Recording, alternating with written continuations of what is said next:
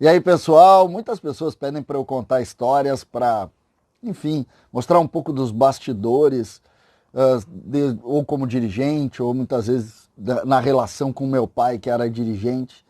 E eu tenho uma história porque nós temos um jogo contra o São Paulo e um jogo, curiosamente, com algumas características parecidas, com um eterno confronto, que é uma história muito bonita que eu tenho, que eu gosto, costumo contar e que hoje eu formulei um texto para dividir com vocês, também para lembrar, porque eu me sinto eu fico muito sensível, sobretudo quando eu lembro de algumas passagens. E vou botar esse texto aí nas redes sociais também, mas eu queria dividir com vocês aqui também através de um vídeo. O nome do texto é A Vitória dos Gremistas. E vocês vão entender por quê. O ano era 81. Uma noite histórica em Porto Alegre recebia uma seleção que se chamava São Paulo. O Grêmio, um clube que ainda tentava uma grande conquista, sabia que precisaria mais do que um simples jogo para vencer aquela batalha. Me lembro de chegar cedo no ambiente do estádio de mãos dadas com meu pai. Tudo era Grêmio naquele dia. O bairro Azenha nunca foi tão azul, preto e branco. Na chegada, estacionamos o carro muito longe. O pai era conselheiro, foi dirigente e não tinha regalia nenhuma para dirigente e conselheiro naquela época. E caminhamos por um espaço que as minhas pequenas pernas sentiram. Meu pai parecia flutuar. Ele dizia que o cheiro de Grêmio o fazia respirar melhor. Naquela caminhada, encontramos gremistas conectados, sorridentes, fardados com o manto e felizes por estarem ali. Não lembro de ter visto alguma mensagem de ódio atacando qualquer gremista durante toda aquela caminhada. Neste dia, não vi ninguém querendo lacrar naquela rede de apoio à camisa tricolor. Ali, o único sentimento era direcionado ao Grêmio, sem o ódio que hoje é comum em todas as relações. Na chegada ao estádio, lembro de encontrar Fábio Koff e Nelson Almedo, que era meu tio. Ambos grandes amigos do meu pai, e ouvir uma frase que caminha comigo sempre que o Grêmio joga. Gordo, que era o meu apelido, é o meu apelido. Hoje é o nosso dia. Hoje é dia do Grêmio. O tio Nelson era o diretor de futebol da conquista de 77. Vocês lembram bem a grande conquista de 77. Um dos mais respeitados dirigentes da nossa história e um super gremista, dos maiores que eu já vi. O jogo daquela noite poderia mudar o Grêmio de patamar e todos estavam abraçados nisso. Aquele Grêmio estava cheio de gremistas também entre os colaboradores.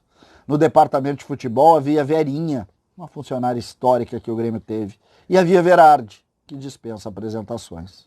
Havia Banha, Hélio e os médicos que chegavam com as camisas do time e deixavam os seus filhos na arquibancada. Ali todos eram gremistas, do porteiro ao presidente. Nos gabinetes, obviamente, havia o eterno e imortal Hélio Dourado, que não parava de cantarolar as rimas de Lupicínio e dizia sem parar que aquela seria a maior noite do seu Olímpico Monumental. Rafael Bandeira, o vice-futebol, nervoso, sabia que aquele era o dia. Todos os gremistas estavam lá, em corpo ou em alma, e ninguém queria algo diferente da vitória do Grêmio. No time havia o glamour de Leão, a fria liderança de De Leon, a juventude gremista de Casemiro, Odair, China e outros tantos que estavam torcendo no banco de reservas. O super pulmão de Isidoro, o oportunismo divino de Baltazar e o coração e a alma tricolor dele, Tarciso, o lendário Flecha Negra. Na Casa Mata, o estrategista ia feito aos grandes jogos, Enio Andrade. O adversário, como eu disse, era uma seleção cantada por todos como o grande time daquela época. Serginho, Renato, Dario Pereira e Oscar e tantos outros vieram a Porto Alegre como favoritos à conquista do título brasileiro. Mas quando o ônibus chegou ao estádio, gente, tenho certeza, eles viram que não enfrentariam apenas um time de futebol. Eles sentiram que o bairro Azenha, naquela noite, mudaria a história de um clube em razão da força dos seus apaixonados torcedores. E foi exatamente o que aconteceu. Lembro bem do gol de São Paulo no início do jogo e da virada capitaneada pelos pés de Paulo Isidoro. Um 2-1 aos gritos, regado por lágrimas e músculos. O Grêmio foi Grêmio naquela noite porque estava tomado por gremistas. Aquele jogo abriu caminho para o primeiro título brasileiro do Grêmio. No domingo seguinte, no Morumbi, no gol de Baltazar, o famoso gol do artilheiro de Deus. Lembro bem da alegria de todo o estádio. Todo o estádio, gente. Todo o estádio. O velho Olímpico sorriu, orgulhoso naquela noite.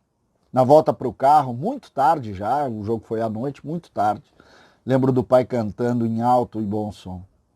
Nós, como bons torcedores, sem hesitarmos sequer, aplaudiremos o Grêmio aonde o Grêmio estiver. Eu, quieto, pequeno do lado, sentado, caminhando bonitinho, bem pequeno. No alto dos meus 11 anos, pensei definitivamente, naquele dia, olhando para o meu pai, eu sou gremista, muito gremista, graças a Deus. Amanhã tem Grêmio e nós vamos estar juntos.